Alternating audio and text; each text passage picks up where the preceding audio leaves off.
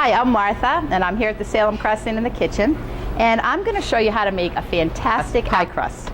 So, what I want to do is take 5 cups of flour, and I always use all-purpose. I actually use King Arthur flour.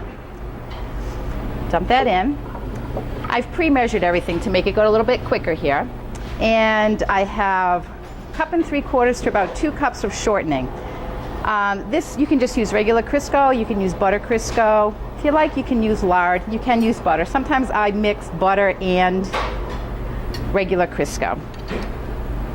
Today we're just going to use Crisco. And then what I do is you can use a pastry blender or you can use 2 knives, and you're just going to have to work this all in together. And you want to do this until all the flour is incorporated into that Crisco.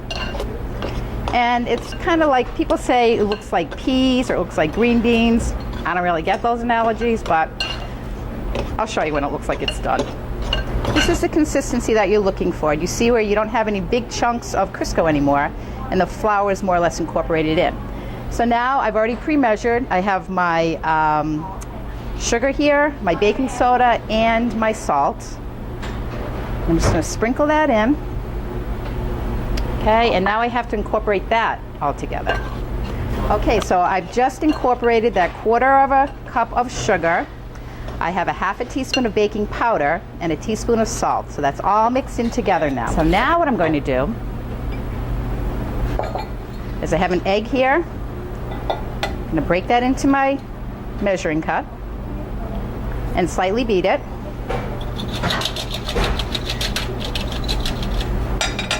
Then I'm going to add a tablespoon of apple cider vinegar.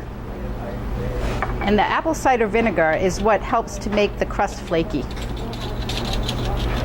And then I'm going to take cold water and I'm going to add, so it goes up to a cup.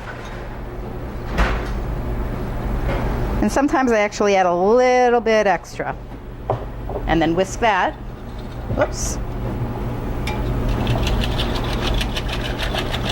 So you want it to be a little bit frothy. Okay, like so. And now what I do is I take this liquid and I'm going to pour it around the outside of the bowl, a little at a time. Take my knives again and just incorporate that. You don't want to really put your hands into pie crust too much because it makes it tough, okay? So now I'm going to come around a little bit more, right around the outside. Turn your bowl, just mix it in. You can use a pastry blender too. I think I said that earlier, but just to reiterate, keep going around. Just incorporate it all in together. And the last bits of it. Okay, so now we have to pull it all in together here.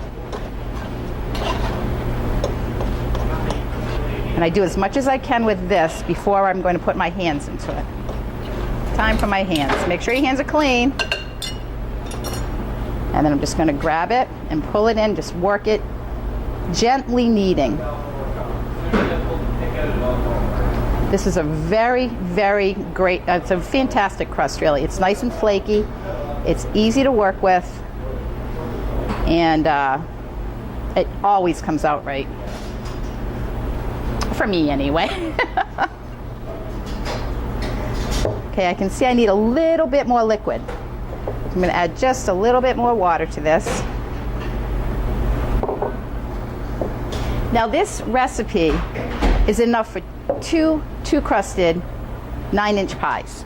All right, so if you're making 2 pies, perfect amount. What I do is once this is like this, see how it's all pulled together now? I take this and I just try to make it into a uniform shape, long.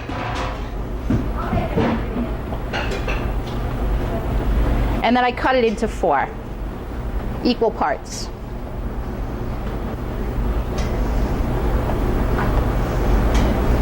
And you can tell by the feel if they're equal or not. Like obviously these aren't, but I'll put them together to make them more equal. Like I'm going to pull from this one over here.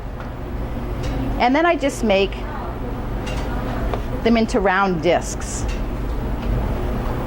because that's the shape of the pie crust, so it helps you when you get going on rolling out. I'm just going to put these aside so we can move this along.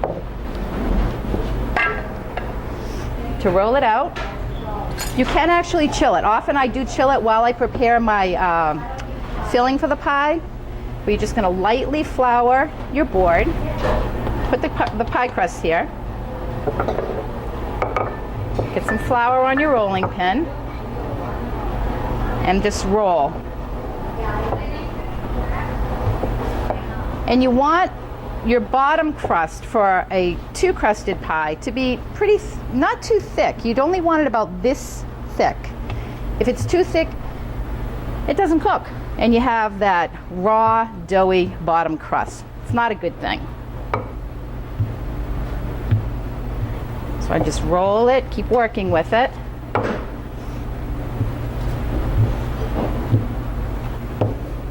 And I'm not actually making this into a pie today. I'm just trying to show you how to make a pie crust.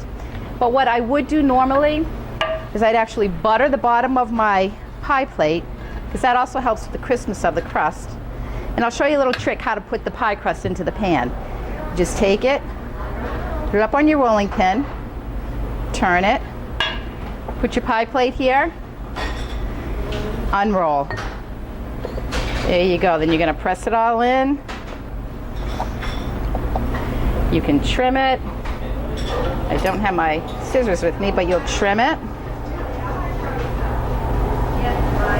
all the way around like so. And then put your filling in, put the top crust on, and then you're gonna flute it all together, and there you go, voila, a perfect apple pie crust, okay? Come here and have our apple pie, because it's the best if you don't feel like making this at home.